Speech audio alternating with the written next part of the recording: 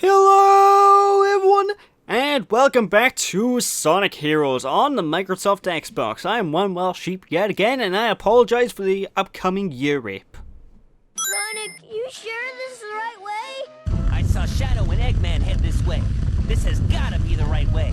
But it's so spooky here. Maybe that's the ghost of Shadow we saw earlier. Woo! Stop it, Knuckles. You know, I like that cutscene, but Jesus Christ, why in the hell is the fire sound effect so damn loud? I don't know if it's just an issue with the Xbox version in particular. I think it's also an issue with the GameCube version as well. And that cutscene just, it hurts my ears. Why, Sega? Why?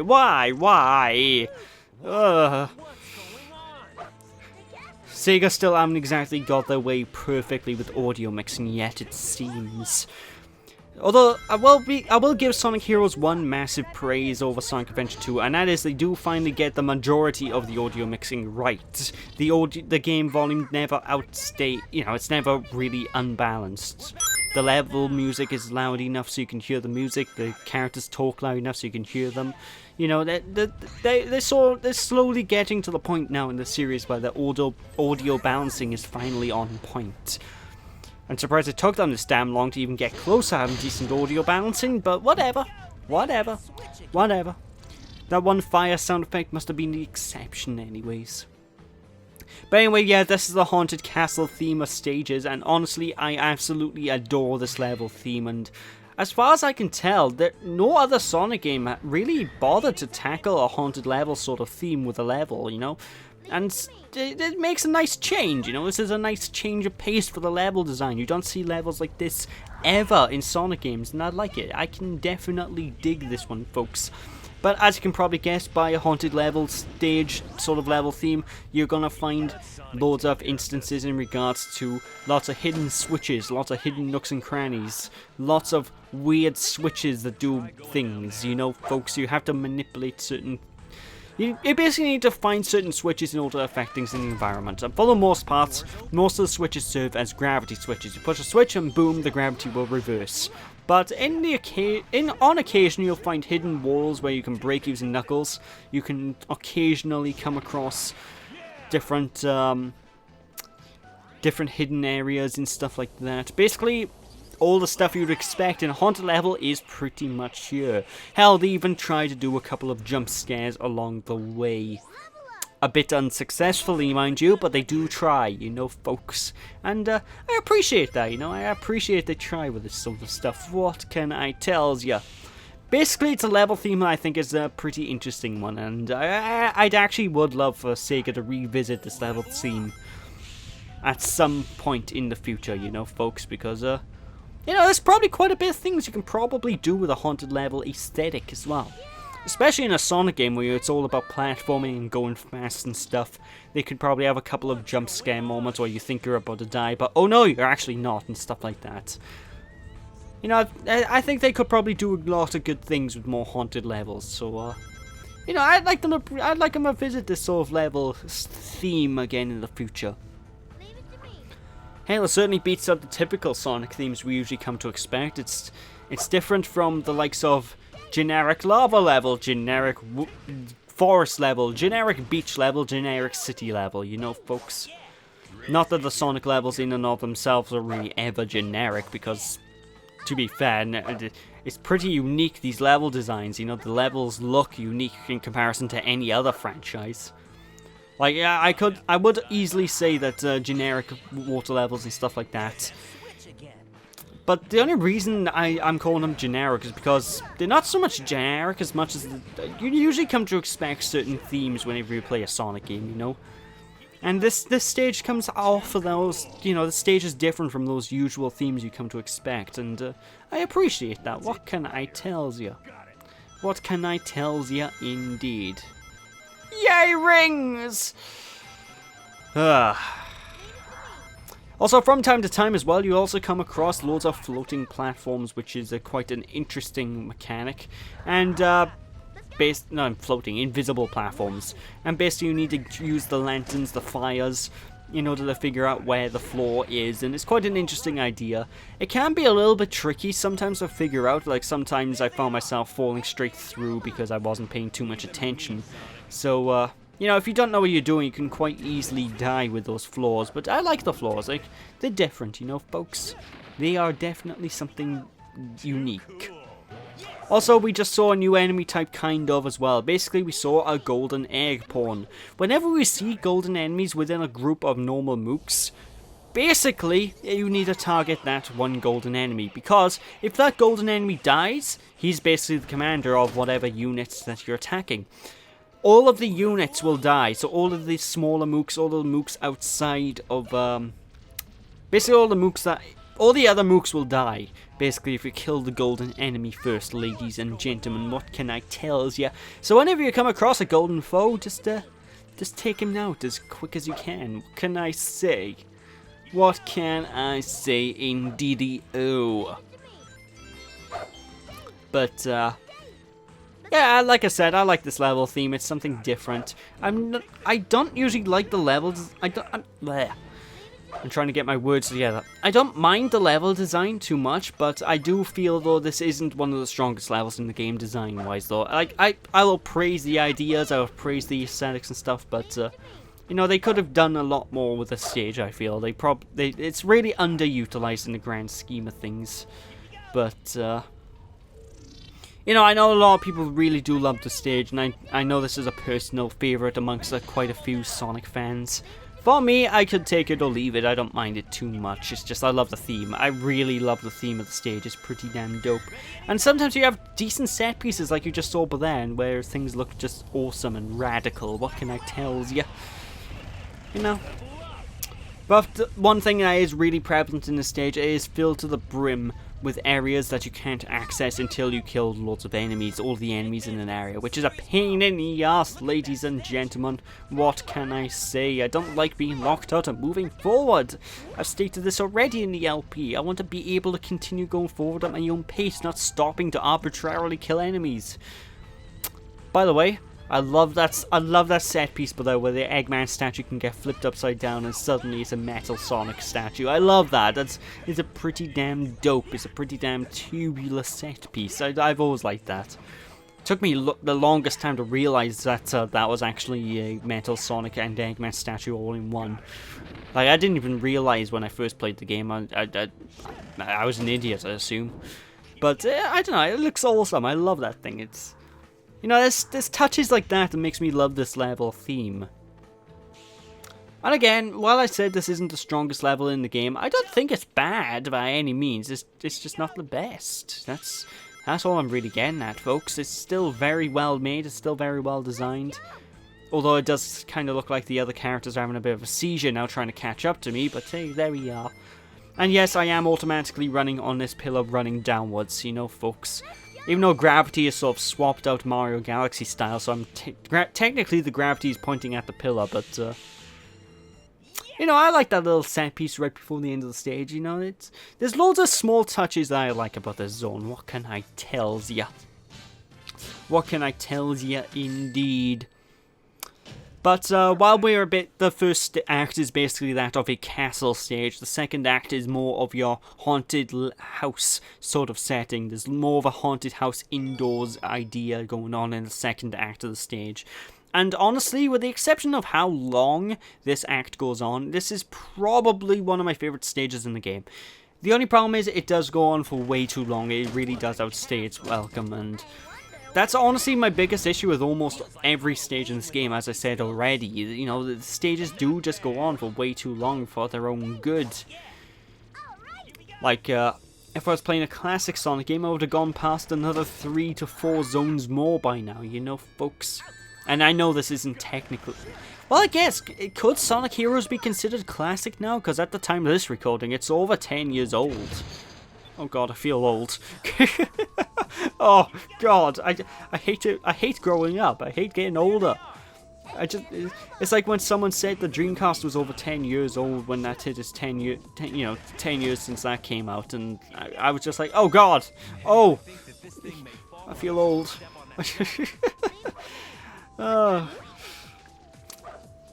The worst part about it is I probably haven't grown mentally in the past 20 years of my life, but still. But I digress. Anyway, yeah, like I said, I do love this level theme. I do love the fact that this takes place all basically in a haunted house sort of setting. And they have loads of clever things like these paintings that come to light when you push the switch.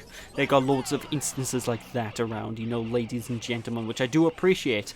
It's just a really lengthy stage, and that really kills the impression for me, you know, folks, because again, I love the stage, I love the music.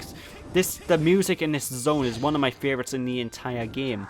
And that's actually something I haven't really brought up about this game properly yet, is the soundtrack. And the soundtrack itself is probably one of my favorite Sonic music soundtracks out there.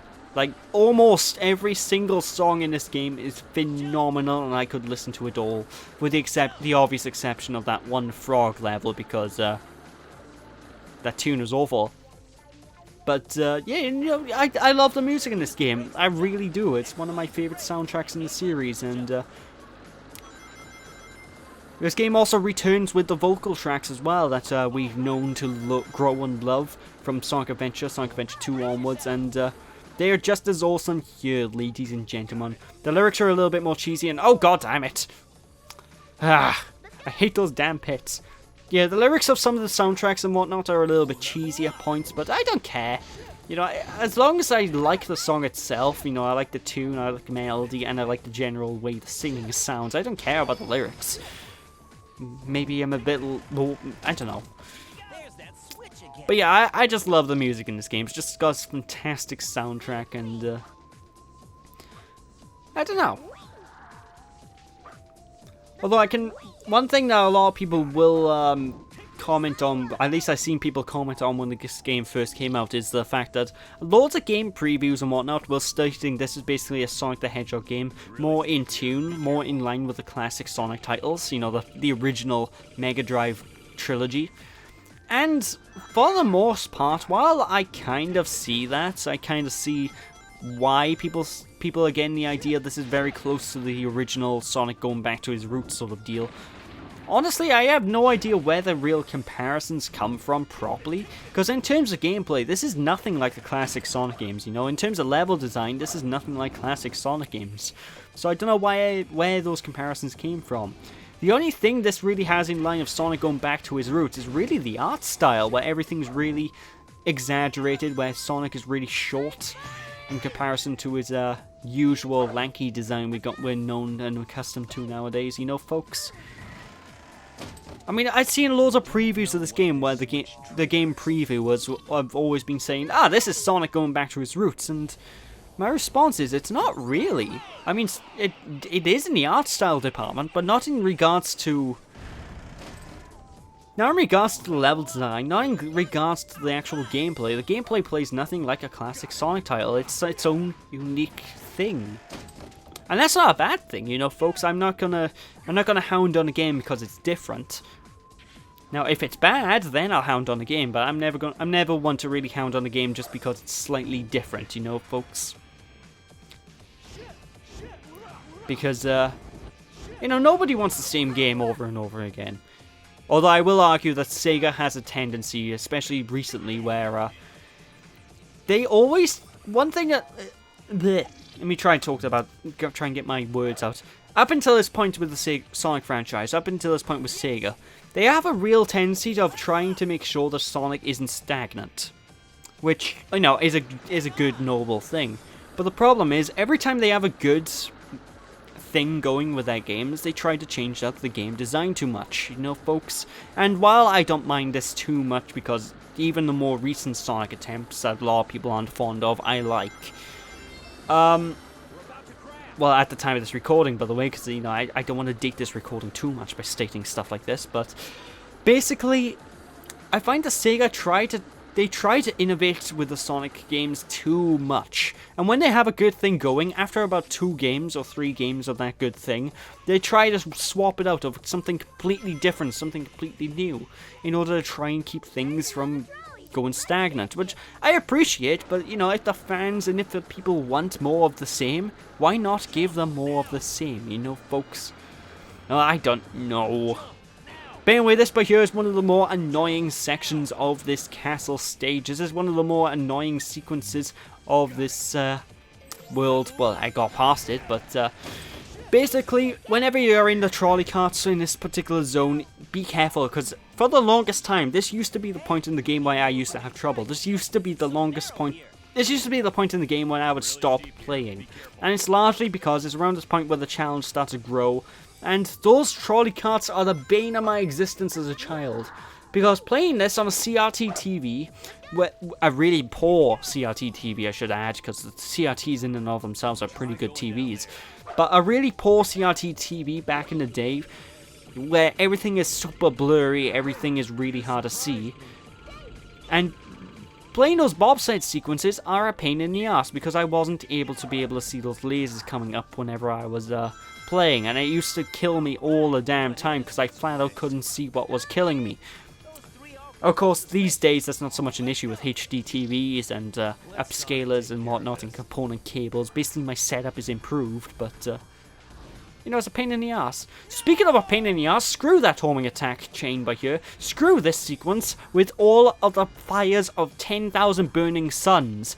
You would not believe how finicky this sequence is. You would not believe how difficult it is to homing attack across all those enemies, because Tails and Knuckles, when you homing attack, they will choose to homing attack as well. And basically, they can hit the enemy before you do, and if that happens, you're going into the pit. Occasionally, the homing attack will not lock on to enemies, causing you to go into the pit. Screw that sequence. I do not like that sequence. It is not cool.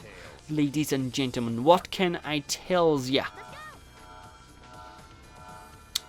But I digress. Anyway, it's a bit of a platforming sequence by here you need to deal with.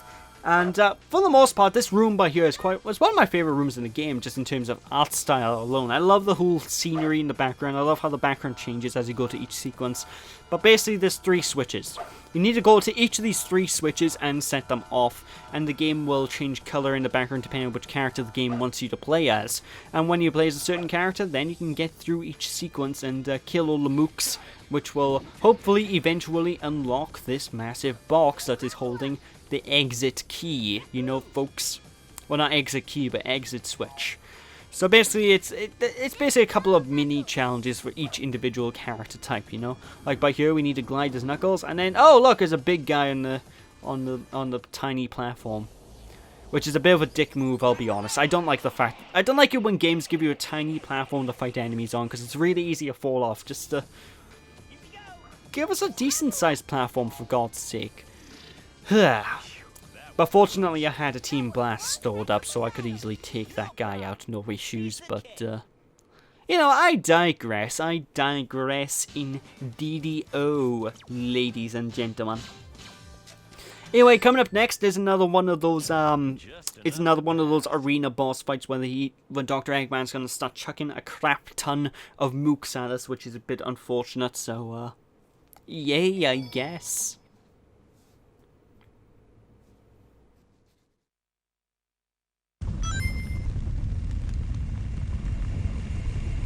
Trying to stop us now? Ha, what a joke! What did you say? Now I'm really mad. Get them. Wow, Eggman, you get pissed off really easily. Ha, what a joke! What did you say? Now I'm really mad. Oh, God, never change, Eggman. Never change. He's one of my favorite video game characters for a reason.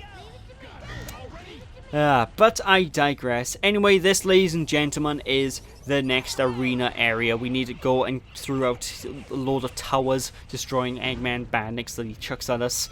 And this is basically exactly the same as the other robot stage of the game. And I really do not like these boss fights. Like, they just come across as lazy, they come across as tedious. They're a pain in the ass, and they go on for way too long. Especially in other character stories. Like, if you're playing this on Shadow the Hedgehog storyline, this boss fight against these enemies can take up to 6 whole minutes. 6 minutes of mindlessly killing robots. You know, folks, it is a pain in the ass. I am not fond of it. I've never been fond of this boss fight type, and it's, nah. Can you give me a bit more of a traditional boss fight, guys? Come on, really? Just, I don't know. I just don't like these sequences, and you know what? I'm gonna make things a bit easier for myself and make things a bit more interesting for you guys. I'm gonna basically speed this up. So, yeah, I'll catch you all at the end of the boss.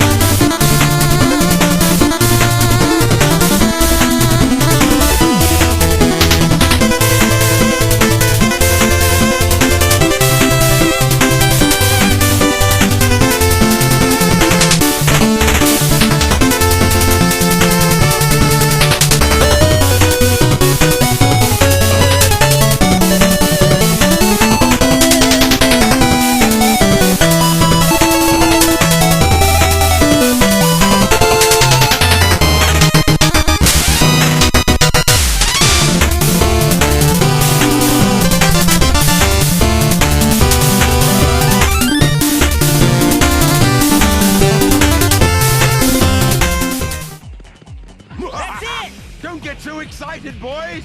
Those were the easy ones!